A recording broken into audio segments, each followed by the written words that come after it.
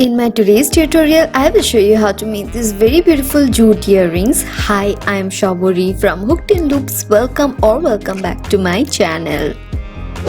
Take raindrop shaped cardboard piece, Fevicol, jute rope and scissors. Size depends on your wish, so apply the Fevicol along the edge of the cardboard and place your jute rope on top of the Fevicol and stick it to the cardboard and stick it along the border at first and let it dry for some time, and then apply the Fevicol in the inside portion of your cardboard and start coiling your rope accordingly.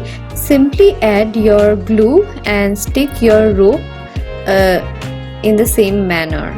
Okay, so we will continue coiling our rope inside the teardrop or raindrop shaped cardboard with the help of Fevicol and quickly complete it. When you have reached the inside portion, cut the extra portion of the rope and stick to the central portion like this. So our jute base is now ready. We will cut out the hair of the rope using scissors to neaten up our work in this manner. Now we will stick an oxidized piece of charm.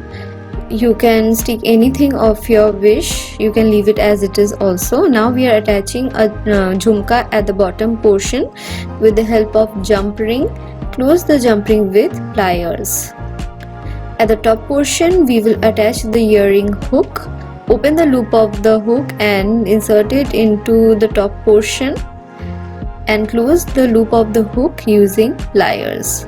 You can stick any fabric piece in the back side for neatening up your work. And finally our earring is ready. I hope you like this tutorial and it was easy for you to follow.